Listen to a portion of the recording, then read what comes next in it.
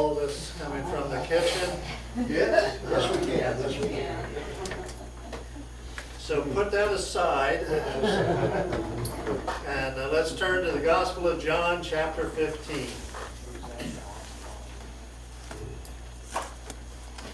says, I am the true vine, my Father is the vine dresser. Every branch in me that does not bear fruit, he takes away. And every branch that bears fruit, he prunes it, that it might bear more fruit. You are already clean because of the word which I have spoken to you. Abide in me, and I in you. As the branch cannot bear fruit of itself unless it abides in the vine, excuse me, neither can you unless you abide in me. I am the vine, you are the branches. He who abides in me, and I in him, bears much fruit. For without me you can do nothing. If anyone does not abide in me, he is cast out as a branch and is withered, and they gather them and throw them into the fire, and they are burned. If you abide in me, and my words abide in you, you will ask what you desire, and it shall be done for you. By this my Father is glorified, that you may bear much fruit, so you'll be my disciples. Let's go ahead and get to our Lord. Our Father, as we come to you in the name of Christ, we just ask that you be with us as we look upon your word. Lord, we ask that you'll guide us, you'll direct us, be able to take this and apply it to who we are this morning. So we ask these things in your name. Amen. As we look at this passage, I want us to understand a couple of things before we even begin. So if you go to verse 7 of the passage, I want you to notice it says, if you abide in me and my words abide in you, you will ask what you desire and it shall be done for you. So many people take that verse out of the passage, out of the context, and they build a whole theology based on that verse as they pull it out of the context. We're going to look at that verse in the context today and as to what all it really does mean. You know, there's the name and claim it religion. If you don't have something, it's because of this or that or the other thing. There's also the various ideas that go along with that. But as we put this back into context, we begin with verse 1, where Christ is talking about the vine. Now, when I look at this, I remember the grapevines that we used to have back in New York. And Mike said I could tell snow stories this morning. I remember it would snow so badly up there in New York, and at times that the whole vineyard would be covered in snow, and you'd see maybe the tops of the posts sticking out about like that. So yeah, Mike, I have more snow stories if I want to get to them. But we go out in the wintertime, which I hated, still don't like, and we would trim those vines. And there was some, as you would go through those vines, there's different types of wood that you would see in that vine. There's what we would call bullwood. I mean, it looked really nice, it looked really healthy, it looked really great, but it wouldn't produce a single grape if you left it on there. There was the year-old wood and the couple-year-old wood. And none of that's going to produce a vine or grapes either. And as you looked at it, there was the canes that were the ones you were looking for. It had the buds about that far apart, had a nice deep red tone to it. And those are the branches you would save. The ones that had a little bit of white to it, you get rid of them because they wasn't going to bear fruit either. So when he talks about the vine, and he talks about the things that are there, each one of those is a little bit different. And Christ is saying he's the vine. Well, we could take one of those branches off, and we would, and we'd throw them in the middle of the aisle, and none of those was ever going to produce a grape. None of those was ever going to produce fruit. You know why? Because we cut it off from the vine. It didn't have any life in it. It wasn't going to produce anything. So, as he talks about he is the true vine and my Father is the vine dresser, it's interesting to look at that. His Father is the one who trims the vine. Now, my dad's the one who told us how to trim the vine. We would have gone out there and we would have just butchered the things.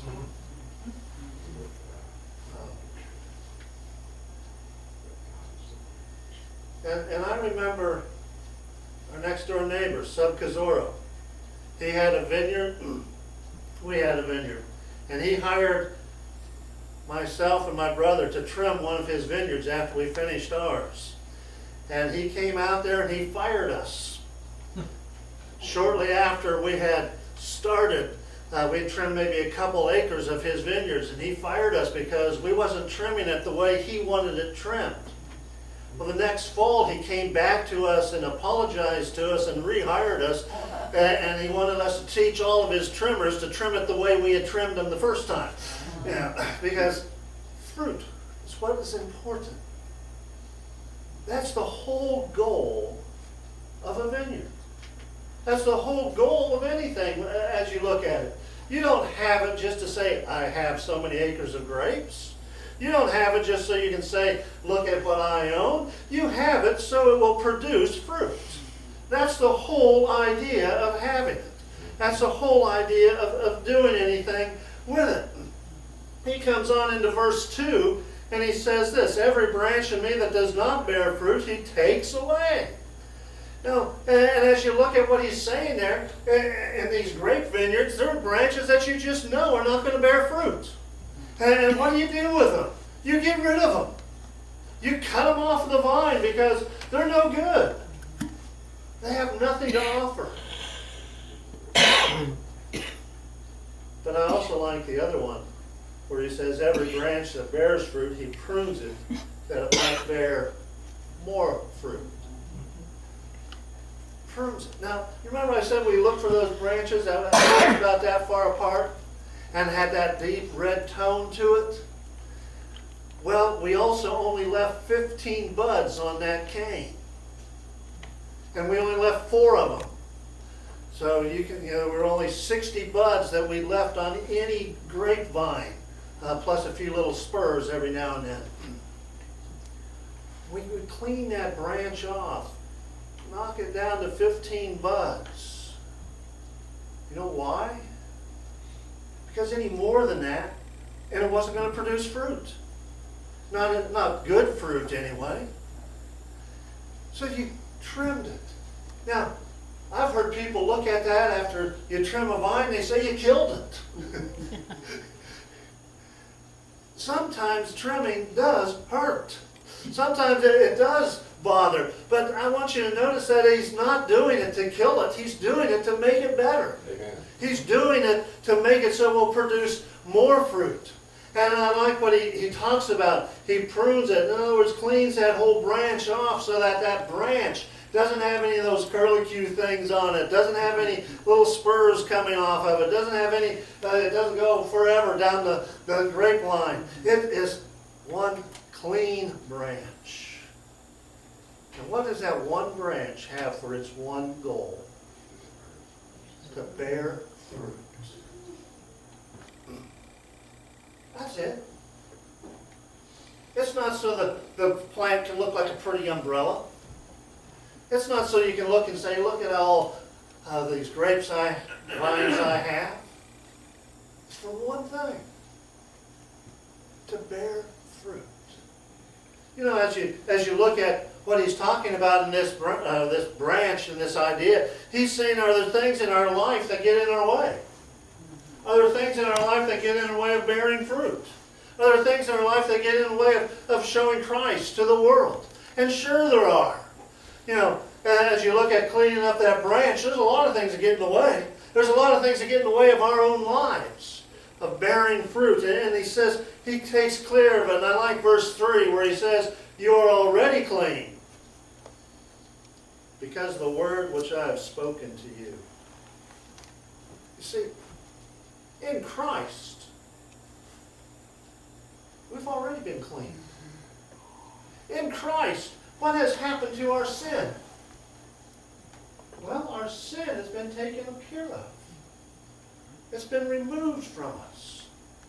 We don't have to worry about that anymore. And I feel bad for certain groups of people who go around going, you know, hey, if I do this or if I do that or do the other thing, I might lose my salvation. Or, you know, I have to try to hang on to it and try to make it everything that it's supposed to be. And they begin to put all the work on themselves. Well, the problem with that is they forgot they're already clean in Christ. They forgot they're already taken care of in Christ. And he comes on to the next part of it, and he says, abide in me. What does that word abide mean? Have you ever looked it up? Have you ever thought about what the Greek is talking about? Isn't that? Well, let's use an example here for a moment. How many of you know Cheryl, Charlene, and myself? You would say, yeah, you know us. But how many of you really know us? Charlene is over there laughing. You see, to abide means to know completely, to live with, to have an intimate relationship with. As you think about what he's talking about here, abide, it's a continuing, ongoing, non-stopping relationship in Jesus Christ. It means that everything you do, everything you are, everything that you have is tied up in Jesus Christ. That you know Him so well because you live with Him. We're trying to discuss what to put on the welcome slide this morning. Couldn't come up with anything other than welcome. But the question is this: do you live with Jesus Christ? Do you abide with Jesus Christ? And the answer to that is only something you can answer. Because so often some people will say, well, I go to church on Sunday. I have a relationship with Him on Sunday and Wednesday. Well, that's not the same as abiding in Christ. To abide in Christ means that your will has become so entwined with His that it is becoming the same as His. To abide in Christ means that everything you do, everything that you are, everything that goes on in your life, whether it is on Sunday or Monday, is entwined in Jesus Christ. When you think about what this is saying, it is saying that you are the same person on Sunday in church as you are Monday wherever you're at, or Tuesday, or Wednesday, or Thursday, or Friday, or Saturday, because you are living with Christ. He is part of who you are. And I like what he says, abide in me and I in you. And then he comes on to say something that's just so astounding. As the branch cannot bear fruit of itself unless it abides in the vine, neither can you unless you abide in me. The branch, we cut that thing off, and my dad would come through later with a tractor and brush hog and chop it all up into little tiny pieces, and it wouldn't bear any fruit. We didn't count the vines on the ground between the aisles to say, okay, here's where our crop's coming from. No, it was what was in the vineyard, tied to the wires. That's where the crop's coming from. We cannot bear fruit outside of Jesus Christ. The power that exists in that branch, bearing that fruit in that vineyard, doesn't come from the branch. It comes from the vine. It comes from that trunk that's coming up. It comes from that Y that is in there and where the branches would come off of. It comes from there. Working for another farmer, a guy by the name of Roger Gloss. And he had hired a bunch of people. They didn't speak English. I was the one supposed to be hiring people and firing people and doing all that. Roger went out one day and he says, I hired all these people for you. And he told them what to do, to cut everything off below the bottom wire on this vineyard.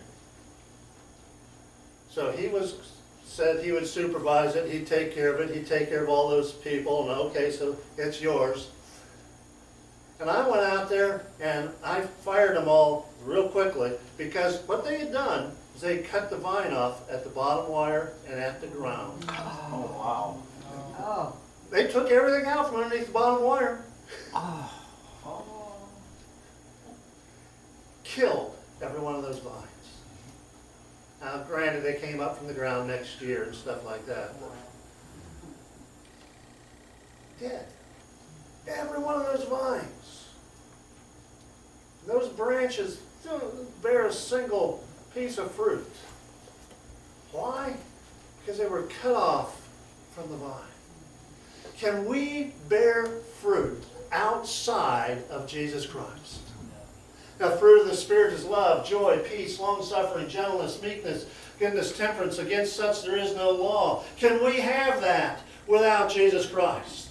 Can we bear fruit without Jesus Christ? No. Can we bear fruit as far as leading people to Christ or showing people God's love without Jesus Christ? Well, the answer to that is no. We can't do that.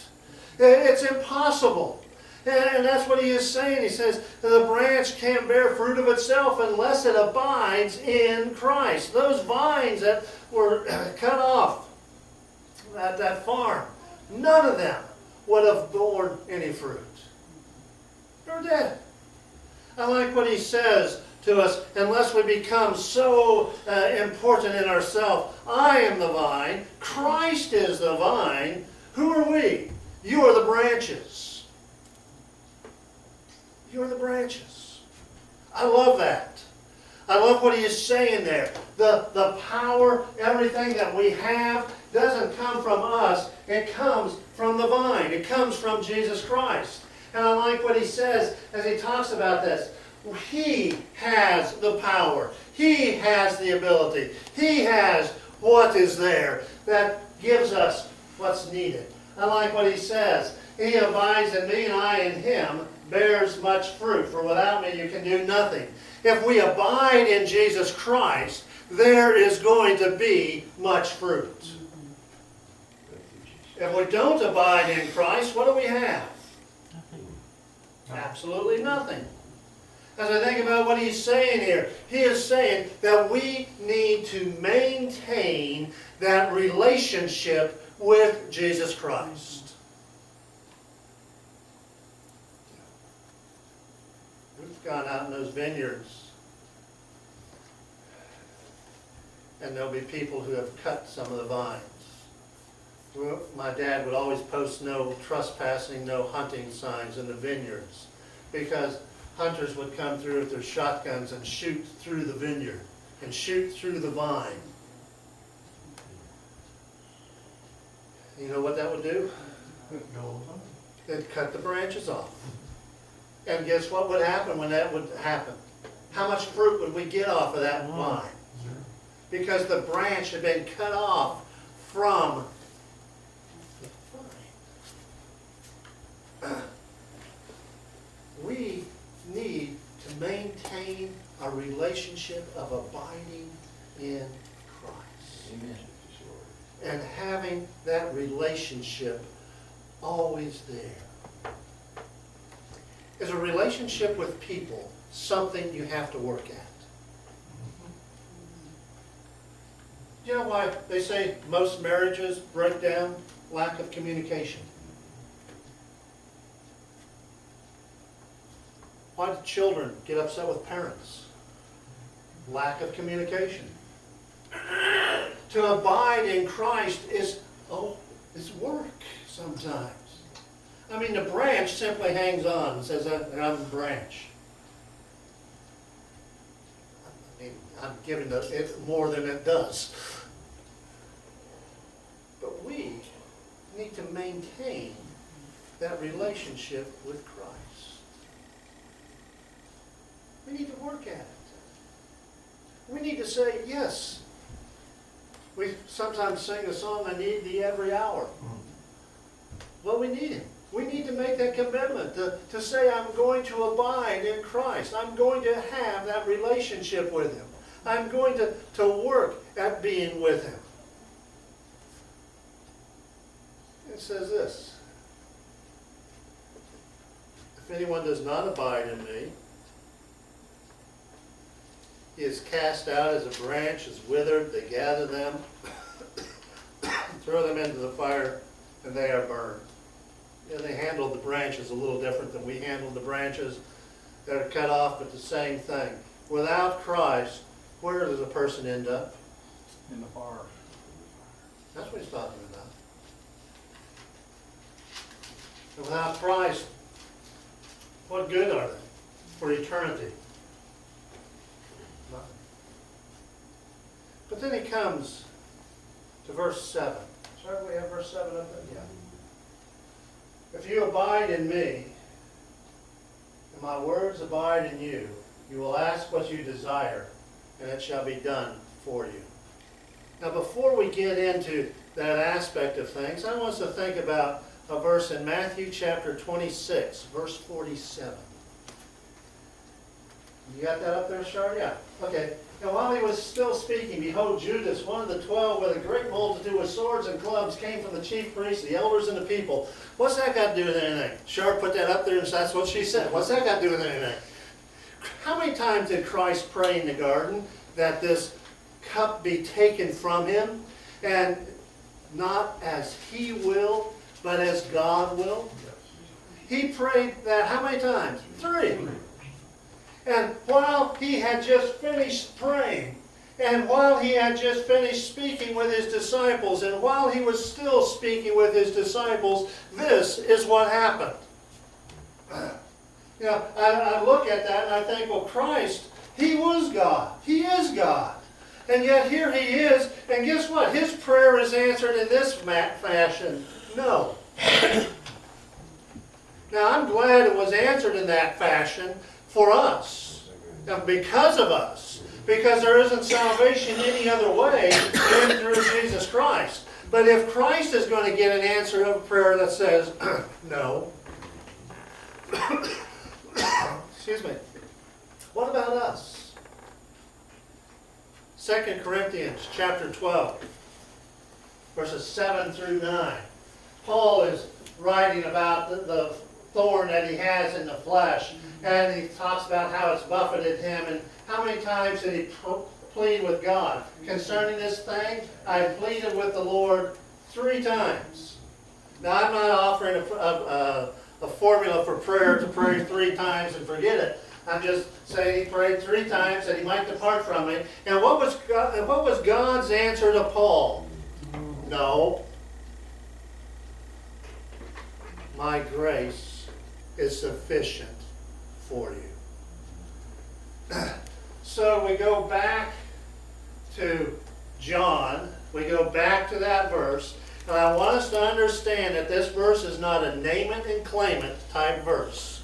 I want us to understand that this verse, even Christ in his prayer and Paul in his prayer, received the answer of no.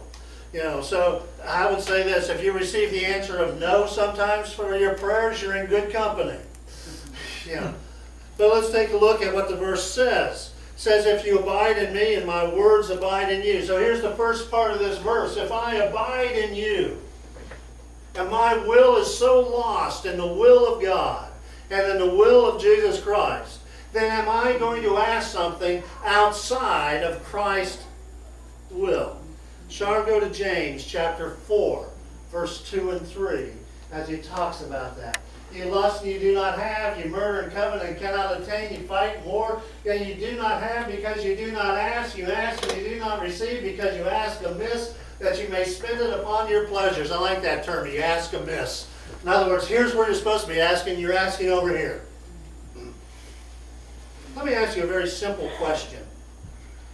What is the will of Christ for this world? Well, it's a very simple answer. He came to seek and to save that which was lost. Did Christ come and promise us that we'd have everything we ever wanted? No. Actually, he promised us this, that we would have pain and persecution and people wouldn't like us and all these other things. He says if they hated him, they'll hate us. He didn't promise us all the wonderful things that are there. He promised that we would have our needs taken care of. Now, we do get some other things, and Lois, and we've talked about some of the other things that we get. But he did promise that. He did say this, and I was talking to Jim about this the other day. He said, if there's somebody sick in the church, call the elders of the church, let them come together, anoint them with oil, and pray over them. And, you know, I've done that. You know what's happened every time I've done that? They died that night. So I've had people say, don't come to my house and pray. You know what? That's ultimate healing now. Because they went to be with the Lord. Amen. You see, God does tell us to pray. Shar, go to the other verse in James. James chapter 5, verse 16. Confess your trespasses one to another. We're not going to do that this morning. Don't worry about that. And pray for one another. We should be doing that you might be healed. The effective, fervent prayer of a righteous man avails much. If you go back to, and you don't need to do it, Shar, but if you go back to where Paul was talking about his request, he said he pleaded. Pleaded. And God said, no. That was effective. It was fervent. And he got his answer. Now come back to John. John chapter 15, verse 7, Shar. It says, if you abide in me and my words abide in you. If we abide, live with, and have that relationship with Jesus Christ, and his will is entwined in our will, and our will is given over to him. As Paul writes in Galatians, I am crucified with Christ, nevertheless I live, yet not I, but Christ who lives in me. If our will has become Christ's will, or Christ's will has become ours, however you want to word that, where it is just so entwined that it's impossible to tell the difference, are we going to ask for something amiss? Are we going to ask for something outside of God's will? Because his will and our will be the same. And his will and our will be so entwined, so intermixed, that can't be taken apart. And if he gives us the answer like he gave Paul, my grace is sufficient for you, we're going to say, okay, God, then I'm going to trust you. Amen. And I'm going to depend upon you and what you have for me. And we're not going to worry about it. I like what he says, by this my Father is glorified, that you bear much fruit, so that you will be my disciples. What glorifies God? Look at that. What glorifies God is us bearing fruit. I like that. Do you know how many times I get told, this is what you need to do, or that's what you need to do, or somebody else will say, you know, the church needs to do this, or the church needs to do that. Or, you know, I hear all kinds of things from the convention about how churches need to have all these things in place. Otherwise, I'll get that word out in a minute. Otherwise, they're not following the will of God. No, they're following the will of the convention if they do something like that. What does God want from us? To bear fruit. That's it. To abide in him, to know him, to know who he is, to become so entwined with him that that's what we're going to do. You come back to that grapevine and we trim it, we tie it, we fertilize it. We would spray it for the factory. If we was having the grapes, we had a little place where we didn't spray them because we didn't want all that stuff on our grapes. And you know what the grapevine would do? Simply because it was a grapevine? Simply because it had been trimmed? Simply because it had been taken care of? It would produce somewhere between 7 and 9 tons of grapes per acre. Simply because that's what it did. That's all God's asking us to do, is abide in Him, to live in Him, and produce fruit. And we're going to, if we abide in Christ. Let's go ahead and go to the Lord. Our Father, as we come to you in the name of Christ, we just ask that you be with us as we come to this time of invitation.